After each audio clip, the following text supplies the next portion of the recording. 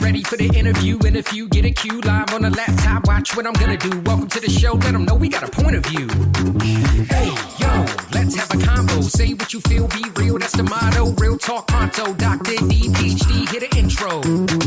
Hold up, wait. Gotta be social. Network logo, a home for the local. Gotta be social. Network logo, a home for the local. Are you ready to feel more energized, focused, and supported? Go to layeredsuperfood.com and add nourishing, plant-based foods to fuel you from sunrise to sunset.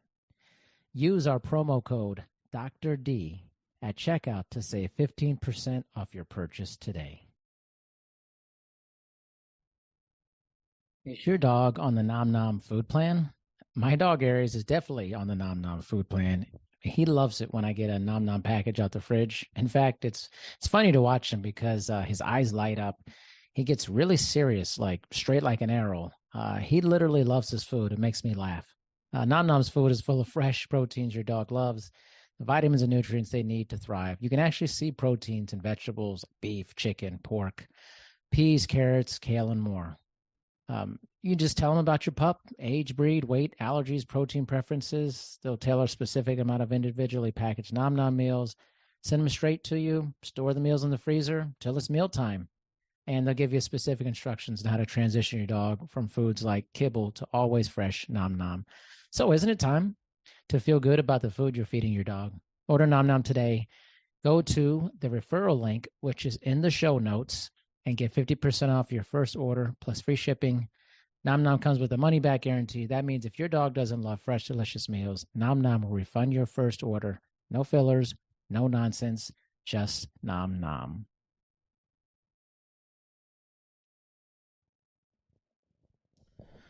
All right, here we go. It's time to talk about the 80s here with Katie. How you doing, Katie? I'm doing well. How are you? I'm fantastic. You know, before we got on, Katie and I were talking about Colorado because I'm moving there and you're there. I currently. am. You're in Denver, right? Is it Denver your area? Where are you? Yes, I'm in Denver, and it is nice and sunny right now. Come on now. I need that in my life. I need that in my life. Awesome. Fantastic. How long have you been in Denver? Since 2015, so quite a while. Okay, a little time, but not like you're not a lifer. You haven't. I am not. No, and you know what's funny about Denver? It's not very many people are. It's a transplant city. Okay, yeah, I'm going to be in northern Colorado, like Fort Collins area. So I'm really looking forward to it. But we share a love of the 80s, and that's why I contacted you. So when did this love affair of the 80s begin for you? Well, I mean, I was born in the 80s, so I guess in 1981. Right. But yeah, and I guess so you'd think I'd be more into the 90s, which I like 90s stuff too. But I grew up watching a lot of these, these movies that we all cherish now. It was just a different time for movies and TV. And it seemed like a simpler time, or just because I was a kid, there were less worries. But I just love revisiting these old movies. And I can remember watching movies when I was very young that were probably not appropriate for me to watch, but I enjoyed them. Here. Yeah. And I probably saw the edited version of many of them on TV. But, the old VHS taped from TV copy, we had those Memorex VHS storage cases. We had those. So it just, it's nostalgia, that sweet spot. So how about you? Oh, my dad is like a movie fanatic. And when we were growing up, I was born in 78. And when we were growing up, like mostly what we did was watch movies from the 80s. And my dad was good at finding like obscure movies that maybe weren't huge. So my repertoire for movies was just gigantic growing up. And I was watching literally everything. My dad was not really discerning about like if maybe I shouldn't watch this or not. Love it. Right? So I'm watching slasher films, comedies, everything under the sun. And so we were big movie quote machines. And my brother and I still quote a lot of 80s movies when we talk to each other. And so I think it's just something about that decade. And I'm not sure if like people talk about movies and things like that from the 70s and 60s. I don't know. I mean, I certainly don't That's a talk good about point. the 90s that way. I don't talk about the It's 90s true. that way. So what is it about the 80s? That's a good point. I have two older sisters and we are similar. Although I don't really recall our parents being big movie buffs. It's just, yeah, I feel like it was a specific time in movie history where they were just kind of trying a lot of different things, a lot of different genres, Yeah. and you don't see the themes and just the a lot of it's ridiculous and we just accept it. And I don't know, but I also in my show we cover the 80s and the 90s, and you can feel it in the 90s when we start talking about those movies. There's a very different feel. You can't get away with as much. Yeah. Meaning, well, there's a lot of things about 80s movies that just don't play today. Right. I don't right. necessarily just mean that. Sure. Just, I mean, I can like John Hughes was really big. I'm a big fan of John Hughes films. Now, somebody from the 60s or 70s might say that these movies weren't necessarily original ideas, but I think especially now, there's a big hole. There's a gap for independent thought in movies, and it's all remakes. It's all CGI. And I think that's what makes me miss movies from the 80s so much, is that it seems like they were more original ideas, or somebody just wrote a story and it got made. It didn't have to be like a big studio blockbuster, and now nothing gets made unless it's that, seemingly. I don't know. Yeah, I feel similar to that. Actually, I was talking to a friend of mine. Every 2 weeks, we have this. It's kind of a podcast within my podcast. It's called Arbiters of Bad Taste. I love it. I listened to it. Oh, it's did you great. check it out? Yes. Like 80s stuff, and we related to a lot of different things. And it's funny watching a movie from the 80s. Like, let's say you were 10 or something, or 8, and then you watch it again as an adult. You're like, wow, I missed a lot here. Oh, it's like there's a lot I missed. So much. And I think maybe, parenting is probably very different than it was back then too. But I don't think a lot just goes over your head as a kid. Yeah. So I guess that I don't think it was any big deal for me to watch an R-rated movie when I was 8, because what was inappropriate for me, I didn't understand anyway. Yeah, so I agree. And I think today's movies, it just feels like it's almost just like posting content. I've said this to other people. It feels like anything comes out and it's just not original, and like the quality feels low. But even like an 80s movie, which could be silly, there's often a lot of heart in those movies. A lot of really great storytelling wrapped around comedy and action and all those things. And now everything's a remake of a book. Or of a superhero movie. Mm-hmm. And there's just not a lot of intelligent storytelling going on. And I think that makes you pull back to, well, when was there really good kind of carefree, fun storytelling? And I think for the 80s too, this is another thing. I'm interested what you think about it. It was kind of the time for like kid actors too. It's a big kid actor time. And that for kids is exciting, As I can bet, I'm thinking a lot of teenagers, but you're probably right about the kid actors too. Even in TV shows, TV shows from the 80s. Yeah. So I don't know if it's because I'm an adult now, but I don't think kid actors are very good anymore. No, I agree with that. Yeah, they're not. There's something missing in them. There is. I actually very much enjoyed. Well, some are very bad. For example, the kid in Over the Top, terrible. Yeah. You guys just recently covered that. So bad. He was bad.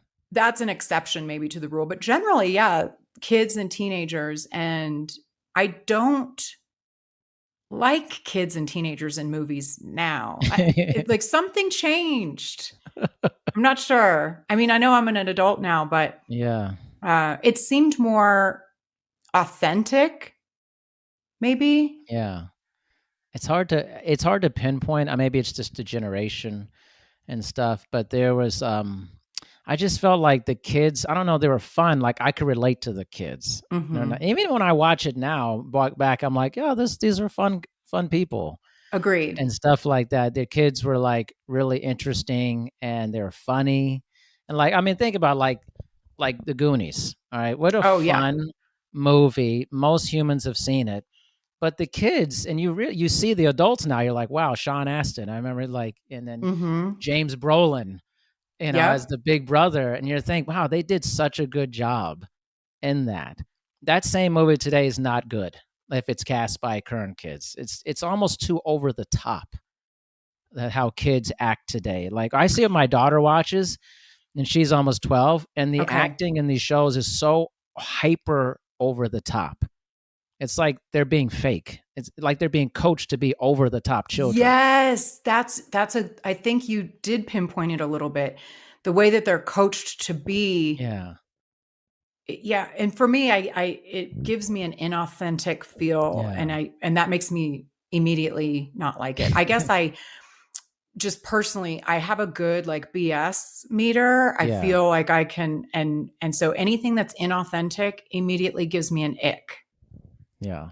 You I know? feel the same way. Yeah. Honestly, I think that's what it is. It feels staged, just feels like over the top. Where I think a lot of 80s teenager kid actors, like they were just having a good time.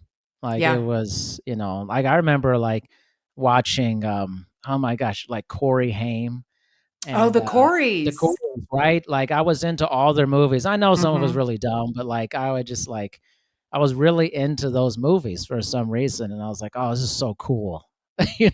Well, just the fact that there was the term the Coreys, Yeah. that seemingly doesn't happen anymore. And I think we bred a lot of, I was going to say monsters, but maybe that's not the right word. Like I think a lot of these child actors from the 80s probably did grow up too soon. We learned they either suffered or still do from substance Right. abuse. And, it seems like a lot of them died early River as well. Phoenix, people like that. Yeah. Like, yeah, very difficult childhoods, seems Mhm. like. But the acting wasn't outstanding. But It they were was great pretty good. actors. They're Yeah. really good, actually. Yes. Yes. Like a movie I'll- Stand By Me. How many great kid Oh. actors were in that? I mean, Oh, Stand By Me. Yes. It's also funny that you talk about the kids because I liked a lot of the teenage movies like the Brat Pack. yeah. And they were all, well, not all of them, but when I rewatch movies from then, more so than any other time, it seems like someone playing a 16-year-old was like 30.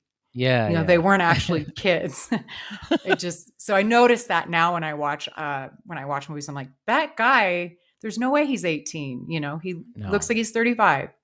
Yeah. I think like if you grow up during that time, there's just something about high school in the 80s that was Yes. portrayed, or it was like 16 Candles or The Breakfast Club. And it's just like, there's something, and I make my daughter watch all these movies. What does she think about them?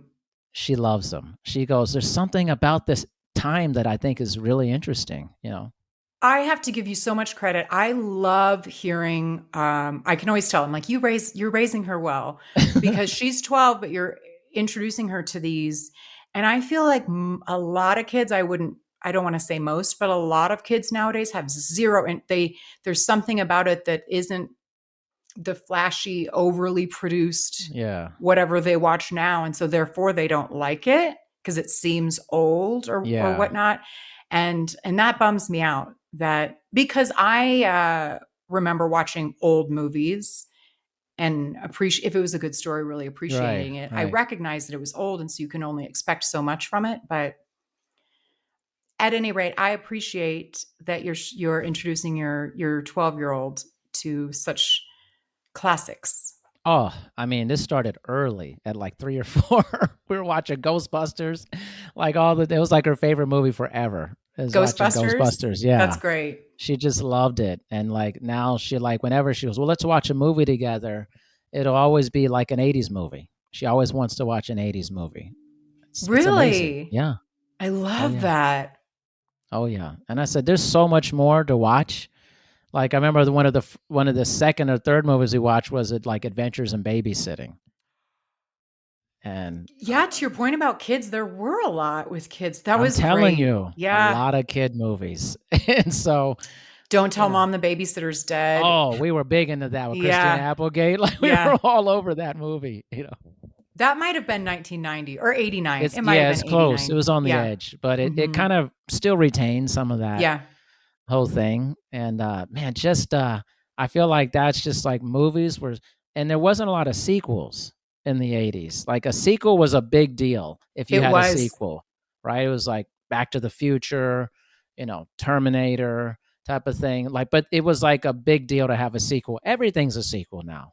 That's Everything. true. Like, That's true. I remember Rocky. I'm like one of the ultimate Rocky fans. wow, me And I too. remember that getting made fun of because, oh, how many are there nowadays? But now, I mean, there's, I don't know, 20 Fast and Furious or something. So to your point about it wasn't the norm to have a lot of, and now Yeah. if there's not a sequel, you wonder, oh, it must not have been good enough Yeah. to get a sequel. It was funny you mentioned the Fast and Furious. Like, I'm not into this franchise. And I was telling my wife the other day, I saw the trailer for the newest one. It's like the 10th one or something. And I said, you know what this feels like? A money grab. That's what this feels like. It feels so inauthentic.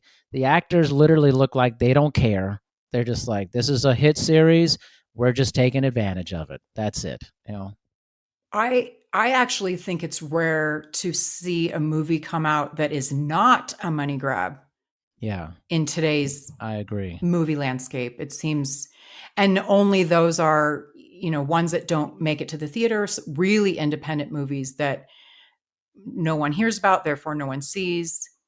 I think Yeah. there was just a lot more small budget movies in the Yeah. 80s. And so people were willing to take risks, Right. perhaps. Yeah, I think so. You'll get like zany things like Honey, I Shrunk the Kids and stuff like that. Oh, now that had a couple sequels, but that Yeah.